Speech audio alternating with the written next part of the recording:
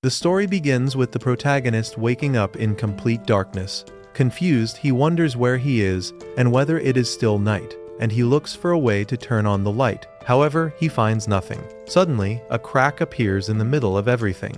It opens and reveals a vast forest. Confused, the protagonist wonders why he is there and why he cannot move.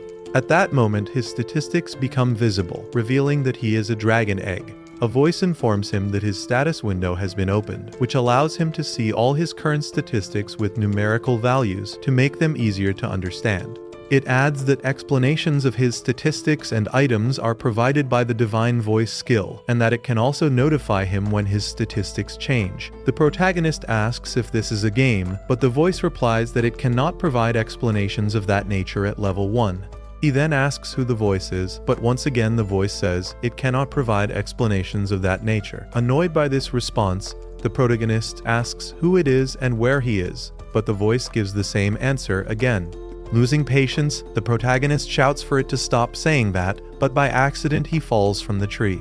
Once on the ground, the voice notifies him that he has obtained the skill Fall Resistance and the title Clumsy. The protagonist feels offended by this, but he has no time to dwell on it because he begins rolling toward a lake. However, he barely manages to survive. When he looks at his reflection, he discovers that he is definitely an egg. Confused, he exclaims that it makes no sense and that he cannot understand what is happening.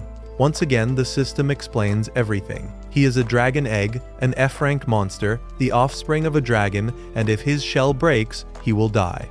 Not only that, he is also imposing and has low intelligence due to an underdeveloped brain, so rolling is all he can do. The protagonist tries to defend himself, but the system continues speaking and tells him that although he can become a fearsome dragon with age, after all, it is common practice among adventurers to destroy any dragon egg they find. However, they consider it dangerous to approach if the mother dragon is nearby. This confuses the protagonist even more, but at that moment he begins rolling downhill. As he does, the system notifies him that his rolling skill has increased from level 1 to level 2. Immediately, the protagonist looks for the new function he gained from leveling up and discovers that he can now steer and turn. With this ability, he moves at full speed along the path, but by accident he falls from a great height. Once again, the system informs him that his fall resistance and clumsy have increased in level. Seeing that he now has only 3 health points left, he decides to take a break. Hours pass, and at night he mentions that resting seems effective. His HP, or health points, are restored. Without hesitation, he decides to move again. As he does, he reflects on how strange everything is. Although he is currently an egg, he will eventually have to hatch, which means he will become a dragon. However, he does not even know how to reach that point. He assumes it is similar to an RPG, where he needs to gain experience, level up, and then evolve or something like that.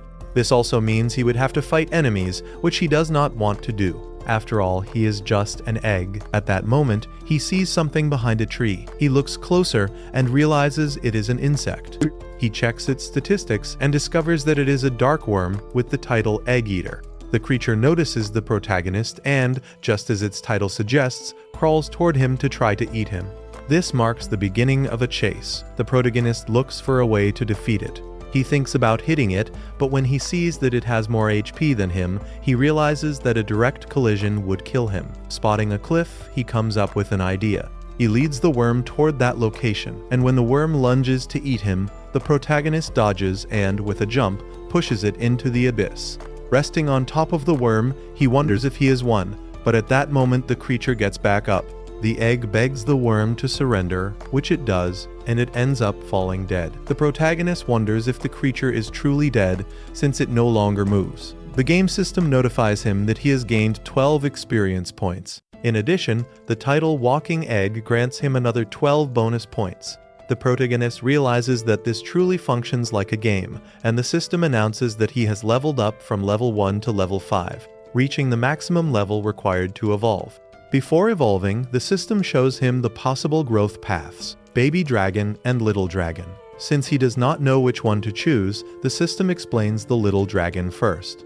It is a small type of dragon, but still larger than a bear, and it possesses fire breath. The baby dragon, on the other hand, has very tender flesh and is quite weak. It has short claws and fangs, but it holds great potential with many possible evolutions, although most of them end up being hunted by adventurers or monsters. The baby dragon option makes the protagonist feel discouraged, and he initially prefers the little dragon because it seems more balanced. At that moment, he feels hands and hears a voice telling him to become stronger, saying that only one path lies before him, the path to the summit, and that great expectations are placed on him. The protagonist wonders if this is a divine voice. The system then announces that the divine voice has increased from level 1 to level 2. He assumes the voice appeared because he mentioned the balanced little dragon. Keeping in mind that only one path leads to the summit, he begins to think that the baby dragon has greater potential, since it can evolve into many kinds of dragons, unlike the little dragon, which has fewer options and could eventually reach a dead end. After thinking it through, he confidently chooses the baby dragon. His shell begins to crack and legs and a tail emerge. The system informs him that thanks to his title, Son of the Dragon King I, resistances below level 5 are strengthened. He also gains the skills Dragon Scales, Baby Breath, Whistle, and Bite, transforming into a Digimon-like creature. His statistics suddenly increase, but his health points and magic power are still not at their maximum. This means that even after evolving, he still needs to rest. Before resting, he intends to thank the caterpillar, but suddenly he feels hungry, and for some reason the caterpillar looks appetizing. The protagonist realizes this is due to his dragon instincts, and his body urges him to eat it in order to heal and fight. Once again, the divine voice tells him to become strong, and with no other choice, he eats the caterpillar, roaring in disgust at its awful taste. The next day, the dragon wakes up and looks at his reflection in the lake. Feeling calmer, he understands that he is reincarnated into another world as a dragon hatchling. He also realizes that the world functions like an RPG, where he can gain experience, level up, and evolve. However, for some reason he cannot remember who he was in his previous life. He knows that he was once human, but he cannot remember what kind of person he was, what he did, or even whether he was a man or a woman. Behind him, he hears more insects like the ones from the previous day, and he begins hunting them. By doing so, he gains more experience points and goes from level 1 to level 3. The dragon then decides to test his baby breath, blowing flames and eating the insects, which allows him to advance from level 5 to level 7. After repeatedly striking his enemies, he obtains the title Brawler and the skill Dragon Fist. With a single punch, he blows one enemy apart, leveling up from 14 to 15. After finishing the fight, the dragon states that he will soon reach the legendary summit. However, hunger sets in, and he can only eat the same thing as before. Just thinking about it makes him feel nauseous until he notices some mushrooms. Out of curiosity, he tastes them, once again letting out a roar. After a while, he is seen drinking water. As it turns out, the mushrooms were poisonous and made him throw everything up. Having learned his lesson, he hears the system announce that he has obtained the skill Poison Resistance, and that Clumsy has also leveled up. After this, he heads deeper into the forest to look for food that is not insects. There, he spots a gray wolf. After checking its statistics and confirming they are lower than his own, he decides to hunt it. He first uses Dragon Breath and then finishes it off with Dragon Fist. The wolf is shown fully cooked. The protagonist approaches and notices that the beast gives off a barbecue-like smell. Excited by this, he decides to cook it a little more. In this way, he obtains roasted meat. He tastes it and confirms that it is delicious. In the afternoon, he hunts another wolf and levels up again. While cooking it, he mentions that it seems he can evolve once more at level 27-5, with only 5 levels remaining. Just as he thinks he is finally adapting to his life as a dragon, he hears some distorted voices in the distance. The little dragon recognizes them as human voices, so he excitedly goes to investigate. From behind a tree, he discovers that they are adventurers. Feeling excited, he thinks about introducing himself, but then hesitates after remembering that he is a dragon. Still, he recalls that he looks adorable, so he believes they will not harm him. First, he checks their statistics and realizes that they are not stronger than him, although their numerical values are still considerable. After a brief internal struggle, he finally decides to introduce himself. He comes out from a bush, stating that he is a good, small dragon. He starts dancing while asking what they think of him and whether they feel like hugging him. The leader of the group tells the woman to step back, because to him the protagonist appears to be an evil dragon. He draws his sword and uses a skill that causes a wound to the dragon's chest. The protagonist falls to the ground in pain. At that moment, the mage casts a spell that paralyzes him. The dragon feels his senses fading away. The system then notifies him that he has obtained the skill Magic Resistance. The protagonist tries to escape, but the spell prevents him from moving. He wonders whether they see him as an enemy or perhaps as food. Calling himself foolish, he questions how he ever convinced himself that a dragon could befriend humans, thinking about everything he went through to hatch from the egg and evolve. He declares that it is unfair and that he does not want to die. Using his last strength, and in tears, he begs them to help him. At that moment, the woman steps in front of him and asks the adventurer to wait. The dragon sees that she is trying to protect him, and when he closes his eyes, he feels a warm hand. He realizes that the girl is using her magic to heal him. Although he cannot hear her very clearly, he understands that she asks if he is all right. He does not know why she is helping a dragon, but he is grateful to her. The other adventurers do not understand her actions and simply continue on their way. The dragon checks the girl's statistics and sees that her name is Miriam Milania, an Earth human. Her health points are fine, but after healing him, she has very little magic power left, and yet she still does it to save him. Little by little, the dragon feels the paralysis fading. He thinks that Miriam might leave once she sees that he is fine, but for now, he decides to stay still a little longer. Because of this, the system notifies him that he has obtained the title Liar. Suddenly, when Miriam speaks to him, he gains the skill Grecian language. The dragon understands that the more this skill levels up, the better he will be able to understand her, and he eagerly hopes to master it soon.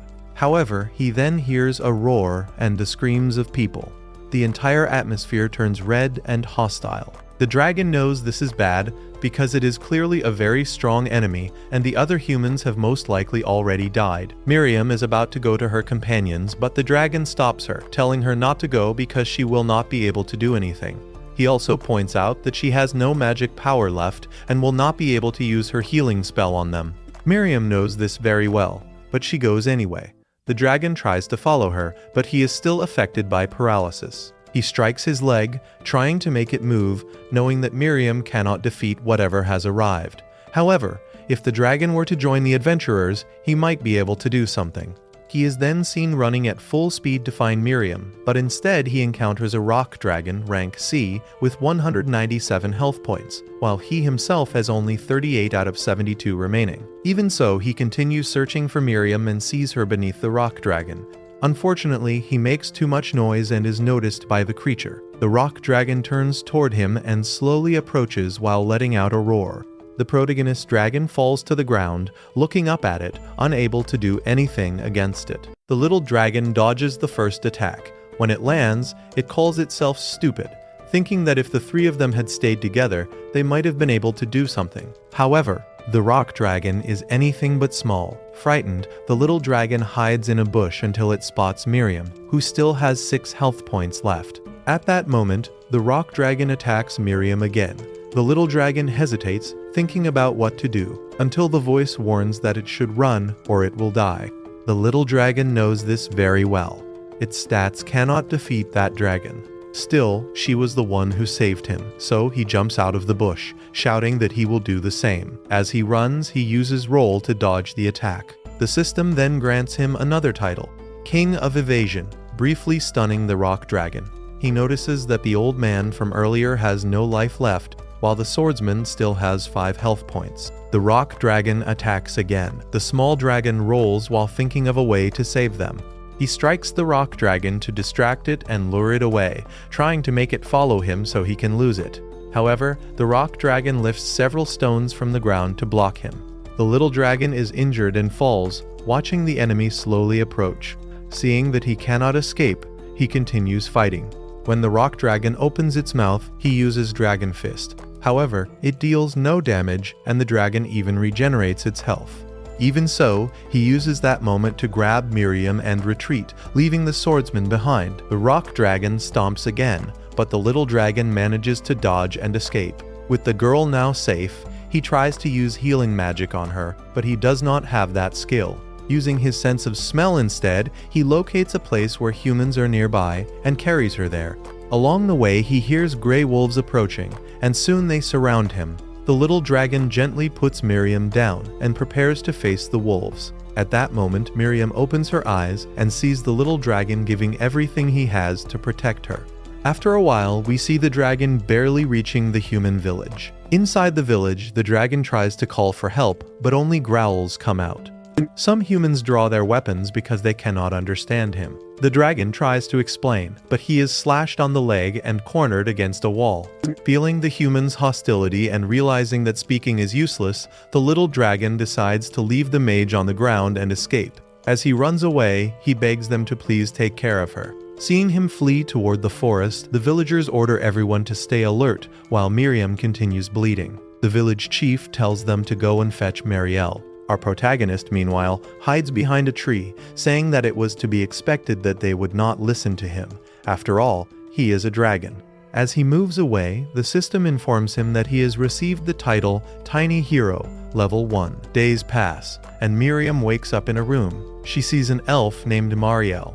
Marielle tells her that she was badly injured, so she had to treat her at her home, and she sits beside her. She adds that she has not used such powerful white magic in a long time, but it seems that most of the wounds have healed. Miriam asks how long she was unconscious. The elf replies that it was for a few days and recommends that she continue resting. However, Miriam keeps trying to remember who brought her back to the village. She asks the elf about Sir Das and Granz. Marielle answers that Granz is dead since they found his body in the forest. Miriam then asks about Doze. Marielle says that they still have not found his body, but they assume he was eaten. Realizing that she was the only one who survived, Miriam starts crying, saying that none of this would have happened if she had stopped Doze. Marielle comforts her, saying that it is truly a blessing that she returned alive at all. She also adds that Doze was the type of person who never listened to anyone. Miriam admits that he was not a bad person. She remembers how he used to return to the village and talk with the children after getting rid of the monsters that wandered near the town. But one night she overheard him arguing with some acquaintances, saying that he could defeat a rock dragon. Of course, they did not believe him and reminded him that before, he had been scared and turned back home. Doze assured them that this time would be different, and that he would return with the monster's head. That is why that morning they called him and asked for his help, since Marielle was busy with other matters. Miriam clearly questioned the decision, but Doze pressured her by saying that even if she did not go with them, they would go alone anyway and might end up dying. Feeling guilty, Miriam finally agreed, on the condition that if things became dangerous, they would return home immediately, something that Doze and a hesitant Granz promised. After recalling this, Marielle says that Doze was a fool. He risked his life and lost it purely out of pride.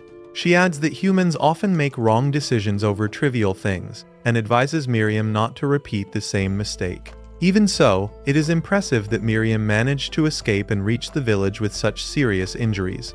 This confuses Miriam because she thought someone from the village had brought her back. Marielle explains that this was not the case since they found her being attacked by a monster inside the village. However, Miriam insists that she was attacked by the rock dragon in the forest. That was when she lost consciousness, so she could not have arrived on her own. To Marielle, this sounds ridiculous, because no one in the village would risk walking through the forest at night. She explains that Miriam was found unconscious near the outskirts of the village, and that it was assumed she was attacked by a monster there, which Gregory eventually chased away. Miriam says she is not sure about that. Marielle explains that humans can lose their memories after suffering a strong impact, and perhaps that is what happened to her. Even so, Miriam is not fully convinced, because she remembers the dragon fighting the wolves. She then asks Marielle what the monster looked like. Marielle says she does not know, because it fled when she arrived, leaving Miriam wondering if it was the same dragon from before. Later on, we see the little dragon waking up with all of his wounds healed. He finds it incredible that he can recover just by resting, imagining that dragons must have great endurance, since if he were human, he probably would not have healed so quickly. He then remembers the girl and hopes that she is safe. He recalls how, in the moment he saved her, he felt truly heroic, and also realizes that he evolved and became stronger. In truth, he has not become stronger at all. If he had been stronger, he could have defeated the rock dragon. Remembering that battle, he gets up, determined to grow stronger. We then see him training. He captures a caterpillar and sets a trap so it will call its allies. Once they gather, he attacks from behind and defeats them all in a single strike, earning the title Wrongdoer. He does not like this title, so he starts fighting enemies one by one in order to reach the next stage of evolution properly. He defeats them all, gains more experience points, and reaches level 25, the maximum level required to evolve. At that point, the system asks if he wants to view the evolution tree. He immediately agrees, and 5 options appear. The protagonist does not understand what they mean, so he asks for the differences between them. The system explains that the term small does not describe the evolution stage itself, but rather the size limitations of that specific species. Small types experience faster stat growth, but they have fewer evolution paths and skills compared to baby types. In short, small types grow quickly and survive more easily in the short term, but in the long run, they are a poor choice. Knowing this, he assumes that choosing the baby form earlier was the correct decision. The system then explains that the child type is a higher-ranked version of the baby type. Mini-types have fewer evolution options, but they benefit from having a stable evolution tree. The protagonist understands this and then asks about the young dragon. In response, the system provides no explanation. With all this information, the system explains that the mini-dragon has the same small stature as the small dragon, but its individual growth is slow and its evolution options are limited. However, in exchange, many of its future evolutions show great potential.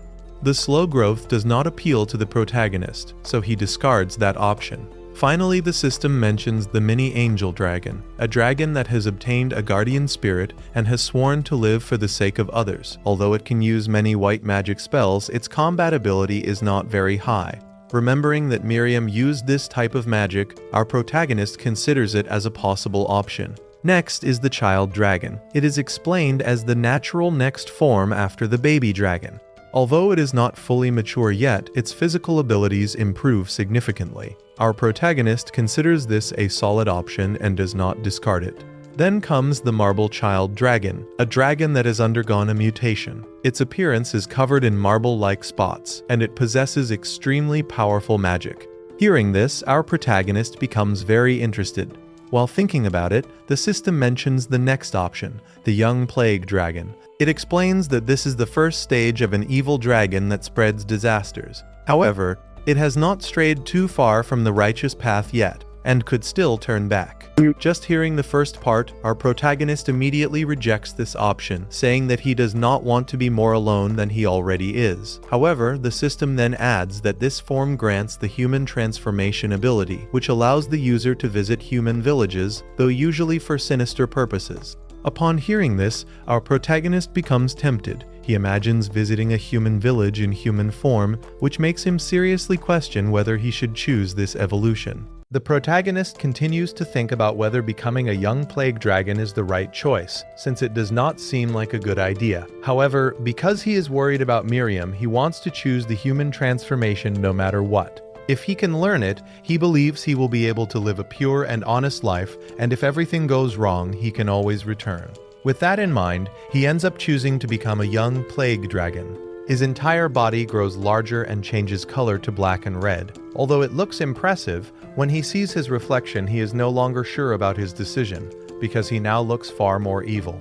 At that moment, the system notifies him that his stat viewing skill has increased from level 2 to level 3, which gives him some relief. He also learns that the divine voice skill has increased from level 1 to level 2, and that he has gained the abilities Flight and Dragon Scale Dust. Even his bite attack has evolved into Venom Fang. However, not everything is good news. He also receives the Dark attribute, as well as the abilities Diseased Breath and Paralyzing Poison Claw. As if that were not enough, he is given the title Calamity, and his Malefactor title increases from level 1 to level 2. To the protagonist, all of this feels both good and bad at the same time. He then realizes that nothing was said about human transformation and learns that to obtain it, he must first level up. He asks the system for more explanations, but it shuts down, leaving him frustrated because he did not get the one thing he wanted most. For now, he decides to review everything in detail. Because of his current level, the system cannot tell him much about the divine voice, but it does explain his attacks. Dragon Scale Dust allows him to scatter a weakening miasma by flapping his wings, and at its maximum level, it could wipe out entire nations just by flying over them.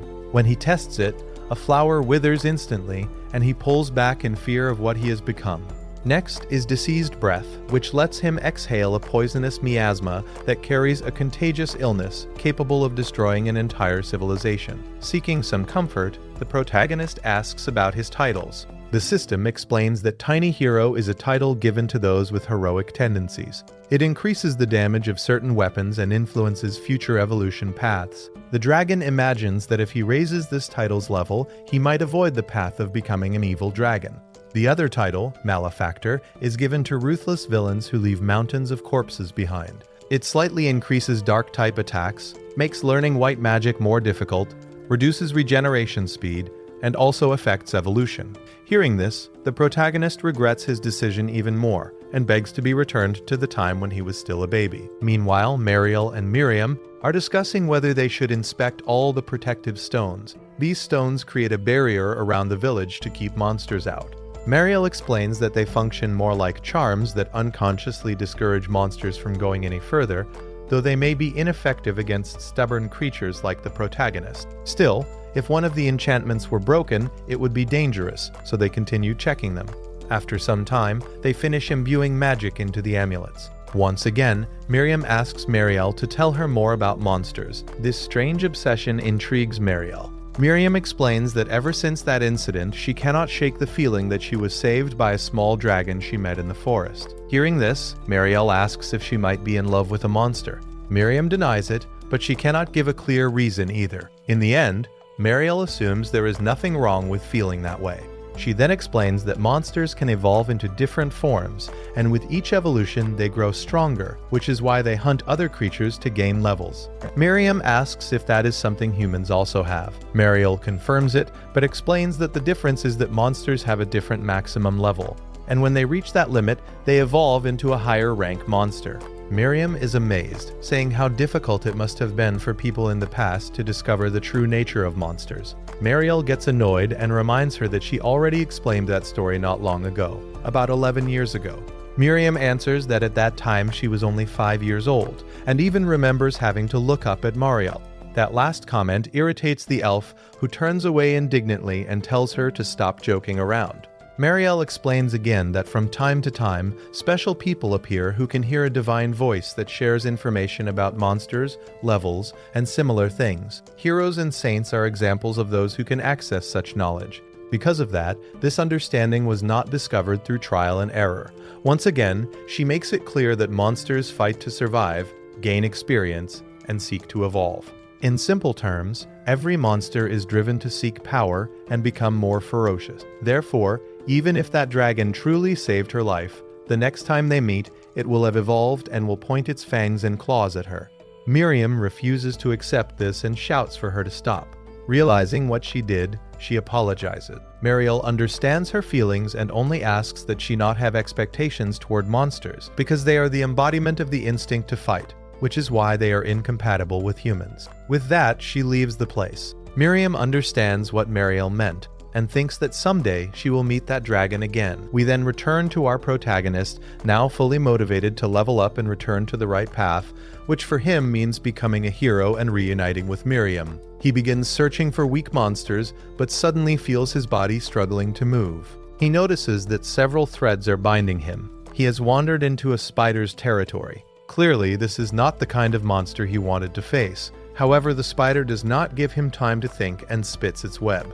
The protagonist manages to neutralize it with his breath and then ignites his own body in flames to melt the threads. This was not planned, so he rolls on the ground in panic. Fortunately, the system notifies him that he has gained fire resistance, which gives him some relief. Now, without worry, he returns to the fight. He notices that the spider is stuck and has taken some damage. Taking advantage of this, he launches an attack with his claws. Paralytic poison is applied, followed by a flurry of strikes. After that, he checks his statistics and discovers that he only took away half of its health. Realizing that this enemy cannot be defeated, he decides to escape. He starts rolling away, but the spider gives chase. Seeing that it is about to catch him, he tries to fly. However, his small wings cannot support his weight. He tries again and again, but fails, assuming it is because of his low level. As the spider closes in once more, he rolls away again.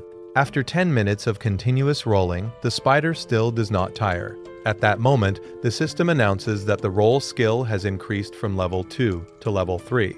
In addition to escaping, he gains the title Chicken Runner, which embarrasses him a bit, even though he would fight if he could win. He then spots a cliff. Certain that he could die, he considers turning right before the edge, but also thinks about flying across to the other side.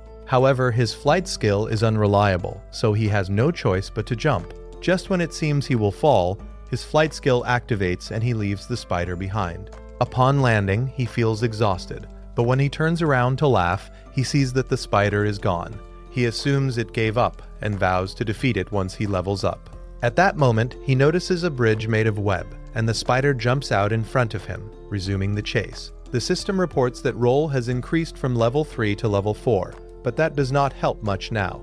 By accident, he runs over a lion, gaining 12 experience points. Because of his walking egg title, it increases from level 1 to level 3. He keeps running over various creatures, rapidly rising from level 3 to level 8. Seeing his increased stats, he feels more confident about defeating the spider. He stops and checks the spider's abilities. Among them is double poison.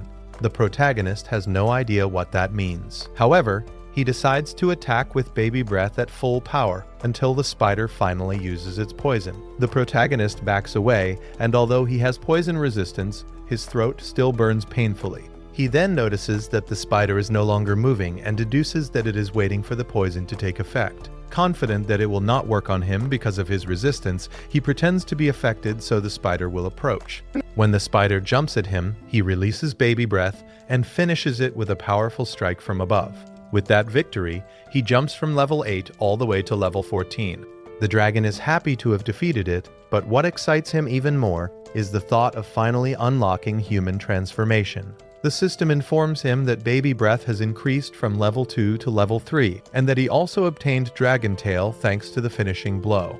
All of this is good news, but there is still no sign of his human transformation. This deeply disappoints him, and he starts to think that the system lied to him. Still, he considers that maybe there is something specific he needs to learn or unlock in order to obtain it. Night falls, and he returns to retrieve the lion he accidentally ran over earlier. On the way, he finds a cave and asks out loud if anyone is inside. When no one answers, he goes in. There, he eats the meat, but he is not completely satisfied with the taste, so he adds a few drops of fruit juice he found nearby. This removes the wild flavor and even gives it a slightly spicy taste. After finishing, he thinks that this cave might be a good base in the future. While he is thinking about this, the system notifies him that he has gained the title Master Chef.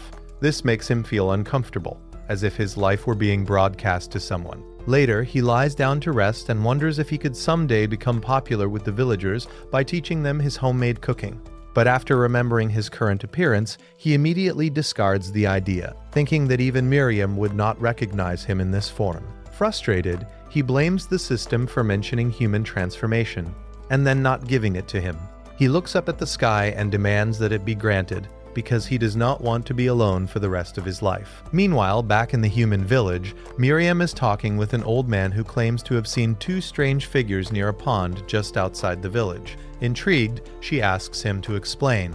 The old man, although drunk, insists that he was fishing when he suddenly saw two figures in a patch of trees. One of them looked emaciated, almost like a zombie, and was walking deeper into the forest while muttering to itself. The other villagers do not believe him and blame it on his drunkenness. However, the old man swears he truly saw it and insists that he had not drunk a single drop of alcohol that day. Miriam becomes deeply curious. A blonde man notices her reaction and reminds her that the deaths of the two adventurers were not her fault. Miriam reassures him and quietly leaves. Later, she tells Marielle what she heard and says that she plans to enter the forest. The elf forbids her from going, saying that if there were truly any chance that he was still alive, then he would have already returned to the village. Miriam answers that she is not sure but proposes forming search groups with the villagers to look for him.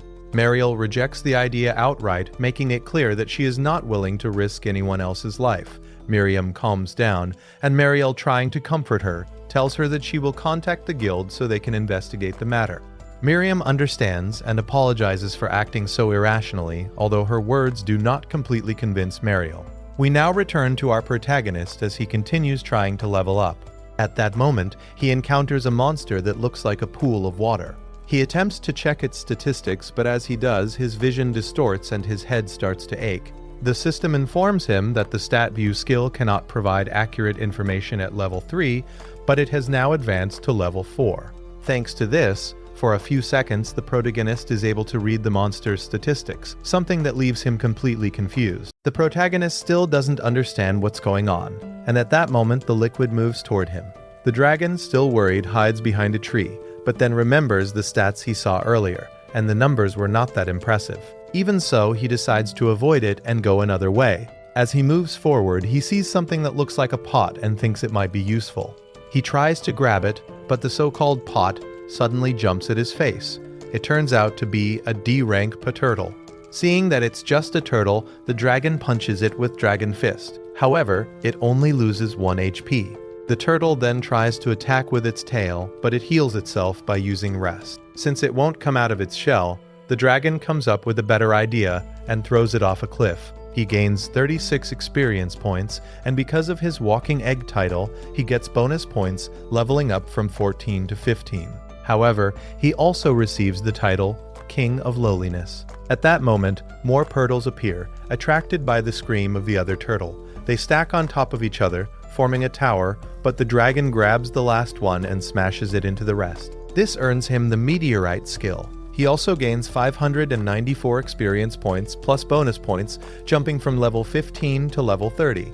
His flight skill increases to level 2, and stat viewing increases to level 5. From this, he realizes that defeating groups is much more profitable. Before leaving, he takes one turtle out of its shell and keeps it as food. Then he notices that even though he leveled up, he still didn't get the human transformation skill, and he only has 2 levels left before evolving. Suddenly, he hears very heavy footsteps coming from the forest. He approaches and discovers that it's a bear. However, something about it feels strange, so he decides to check its stats. He learns that it is a monster called Kleber, a D+ rank monster, a creature made of clay. It is powerful and has high regeneration. The protagonist realizes that it has the same rank as him. Knowing this, he wonders what abilities it might have. Aside from that, he starts thinking about the material it's made of. Since it's clay, he could freely shape it and fire it to make things like pots and jars for his lair. With this in mind, he carefully prepares himself. He climbs onto a tree branch and, waiting for the perfect moment, launches his attack. However, the bear reacts in time and defends itself by reshaping its body. The protagonist complains, saying that this thing is definitely not a normal bear. Suddenly, the bear lunges at him. The protagonist dodges using roll and manages to damage it, taking away almost half of its HP.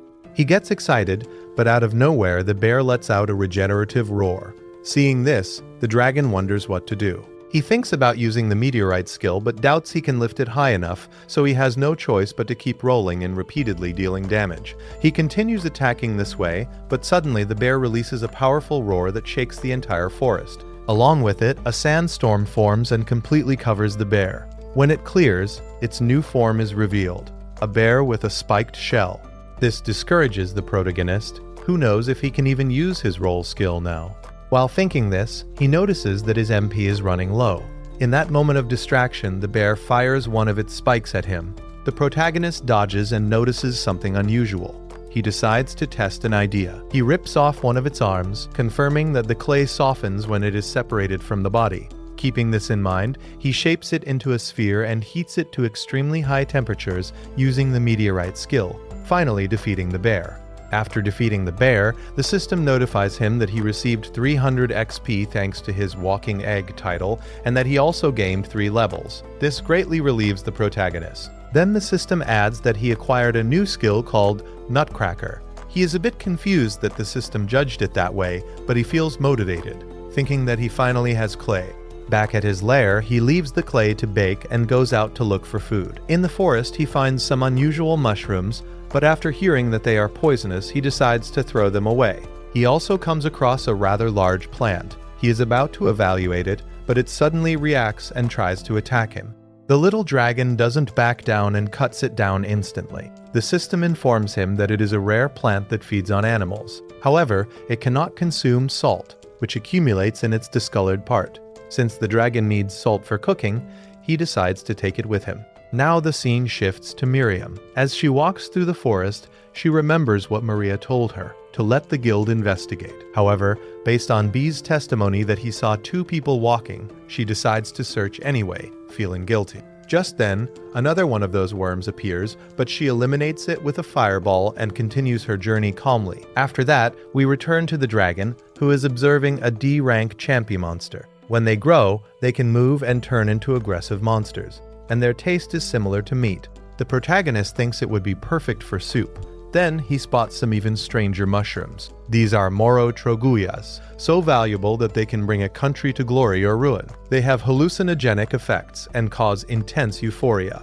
500 years ago, they were used as stimulants, creating many addicts. However, the protagonist ignores them and burns them instead. In exchange, he collects some papyrus with B-rank value. These are so precious that their worth is measured in gold, so he takes a large amount. Meanwhile, Miriam reaches the most dangerous part of the forest, but out of fear, she decides to turn back toward the village. We then return to the dragon's home.